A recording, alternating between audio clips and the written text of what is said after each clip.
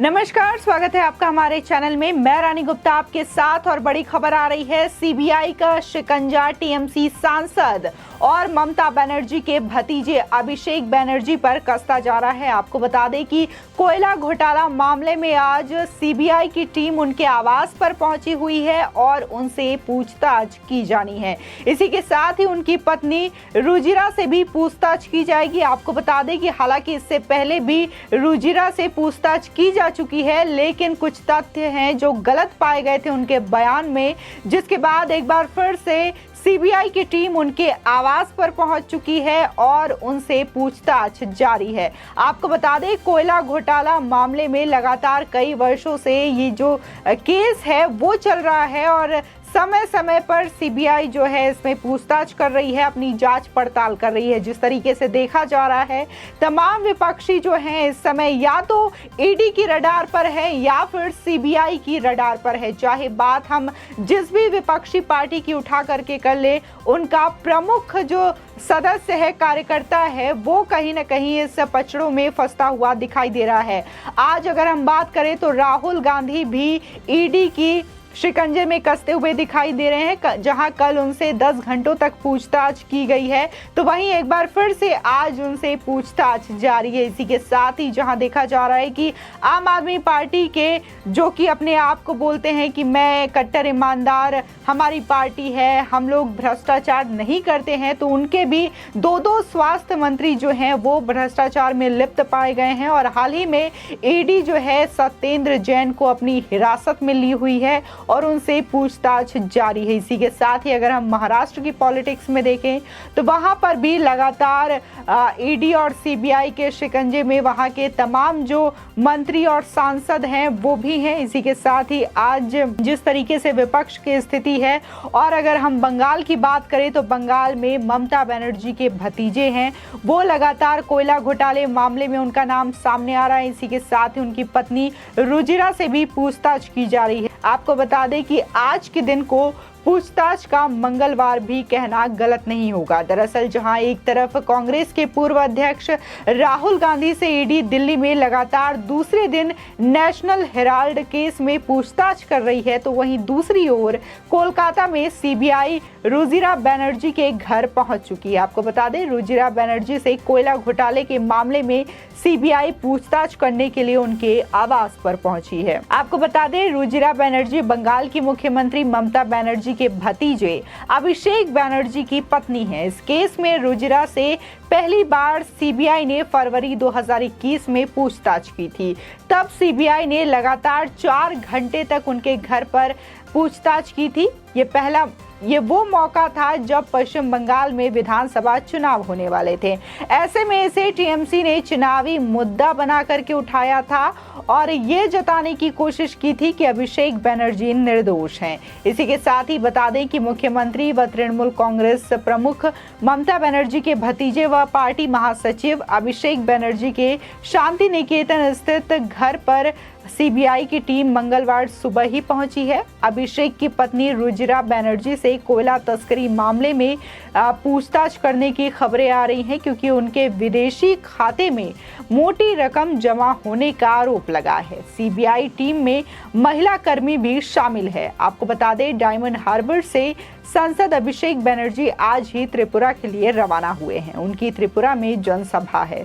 इसी के साथ ही बता दें कि केंद्रीय जांच एजेंसी का दावा है कि इससे पहले की गई पूछताछ में रुजिरा बनर्जी के जवाब में अनेक विसंगतियां या खामियां मिली थी, लिहाजा सच्चाई की पड़ताल करने के लिए उनसे दोबारा से पूछताछ की जा रही है। आपको बता दें कि कोयला तस्करी कांड की जांच कर रहे ईडी ने 2 दिन पहले ही तृणमूल कांग्रेस के राष्ट्रीय महासचिव अभिषेक बनर्जी की पत्नी रुजिरा को नोटिस भेजकर पूछा था कि वो मामले में जिरह के लिए कब हाजिर हो सकती हैं।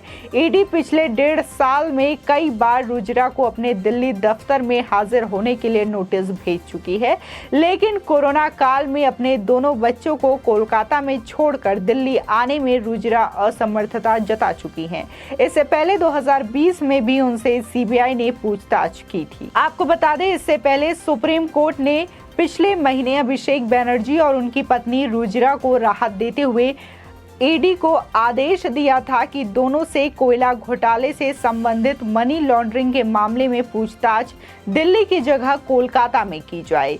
इसके साथ ही राज्य सरकार को आदेश दिया गया कि वो ईडी अधिकारियों को पूरी सुरक्षा प्रदान करे। साथ ही जांच एजेंसी के काम में राज्य मशीनरी किसी भी तरीके की रुकावट ना डाले या इस पर किसी भी तरीके से हस्तक्षेप करने का प्रयास भी ना करे, ऐसा कहा गया था। इसी के साथ ही सुप्रीम कोर्ट ने दिल्ली की एक अदालत की ओर से रुजिरा बनर्जी के खिलाफ जारी किए गए गैर जमानती वारंट पर भी रोक लगाई थी।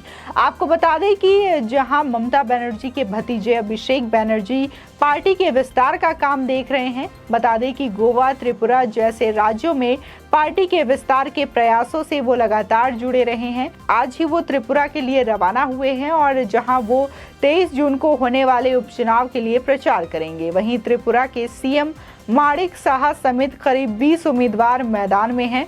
राज्य की 4 विधानसभा सीटों पर उपचुनाव होने वाले हैं, जिसमें अगरतला, बारडोवाली, सुरमा और जुबराजनगर शामिल हैं। गौरतलब है कि टीएमसी त्रिपुरा में खासी एक्टिव है और राज्य में मुख्य विपक्षी दल का दर्जा हासिल कर चुकी है। लेकिन जिस तरीके से बंगाल की जो स्थिति है, जहां पर चुनाव हुए उसके बाद से हिंसा लगातार शुरू है और जहां तमाम बीजेपी नेताओं की, कार्यकर्ताओं की वहां पर हत्या देखने को मिली थी। इसके अलावा वहां पर आम जनता भी खुश नहीं है, उनकी भी कहीं ना कहीं हत्या की खबरें सामने आती हैं। कहीं किसी घर को जला दिया जाता है और कहीं इस तरीके से बिना किसी बात के उन्हें प्रताड़ित किया जाता है। इसी के साथ ही हालिया अगर हम घटना देखें, जिस तरीके से 10 और 11 जून को जो चीजें देखने को मिली, उस पर भी ममता बनर्जी ने अभी तक कोई कार्रवाई नहीं की है। इसी के साथ ही जहां तमाम हिंसक घटनाओं में जिस तरीके से चुनाव के बाद चीजें हुई हैं, उस पर अधिकतर टीएमसी के नेताओं के नाम भी शामिल आते हैं, उनके कार्यकर्ताओं के नाम भी शामिल होते हैं। इसके अलावा भी ममता बनर्जी इस पर कार्रवाई करते हुए नहीं दिखाई देती हैं। अपने राज्य की स्थिति ममता बनर्जी को भले ही ना दिखाई दे, लेकिन वो खासकर केंद्र सरकार और बीजेपी शासित राज्यों पर काफी हमलावर दिखाई देती हैं और सवाल पूछते हुए नजर आती हैं। यूपी की सुरक्षा पर सवाल उठाते हुए नजर आती हैं। इसी के साथ ही तमाम जो बीजेपी शासित राज्य हैं, उनकी कानून व्यवस्था पर सवाल उठाते हुए नजर आती हैं। लेकिन अगर हम बंगाल की स्थिति देखें तो बंगाल की स्थिति इस समय देश की सबसे अव्यवस्थित स्थिति है और वहां पर कानून का कोई भी राज नहीं है। इसके अलावा अगर हम मुख्यमंत्री जिस तरीके से अपनी सत्ता को संभालता है, अपने राज्य को संभालता है, तो वो चीज भी हमें पश्चिम बंगाल में देखने को नहीं मिलती। जिस तरीके से बंगाल के हालात हैं इस समय, जहां देखा जा रहा है कि 10 जून को जो दंगा हुआ था, उसके बाद 11 जून को भी वहां पर सुबह से ही पत्थरबाज जो हैं वो पत्थर बरसाना शुरू कर दिए थे। जहां ममता बनर्जी का कंट्रोल जो है अपने राज्य से खोता जा रहा है, वहां की पुलिस जो है नाकाम दिखाई दे रही है। इसी के साथ ही ममता सरकार की खामियां भी नजर आ रही है कि वो पत्थरबाजों के खिलाफ कार्रवाई नहीं कर पा रही हैं, दंगाइयों के खिलाफ कार्रवाई नहीं कर रही हैं और बंगाल जो है यूं ही जलता हुआ नजर आ रहा है।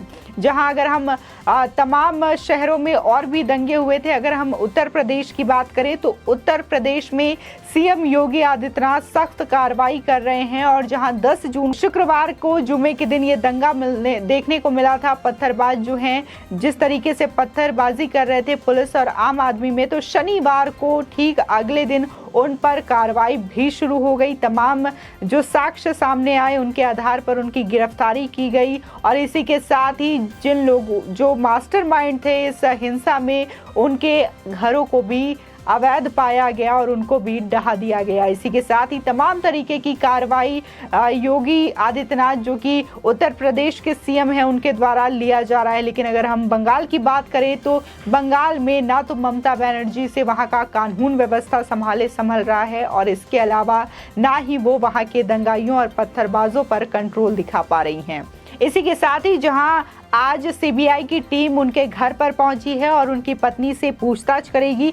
और इसी के साथ ही ये कोयला घोटाला मामला जो है बहुत ही पुराना है और इस पर ईडी से लेकर के सीबीआई लगातार जांच में लगी हुई है। कोलकाता पुलिस भी इसमें समर्थन देने की सुप्रीम कोर्ट ने बात की है। जब सीबीआई वहां पर मौजूद हो तो कोलकाता पुलिस से जो भी सहायता बन पड़े उसके लिए मदद करे सीबीआई टीम की। और इसी के साथ ही आगाह किया गया है सुप्रीम कोर्ट के द्वारा कि पुलिस और वहां की जो गवर्नमेंट है इस पर किसी भी तरीके से हस्तक्षेप नहीं करेगी। इसी के साथ ही बता दें कि कोयला घोटाला मामले में जहां अभिषेक बनर्जी और रुजिरा बनर्जी का नाम सामने आ रहा है, तो इसी के साथ ही कई टीएमसी लीडर्स का भी नाम सामने आ रहा है जो कि इस कोयला घोटाले से जुड़े होने की बात हो रही है।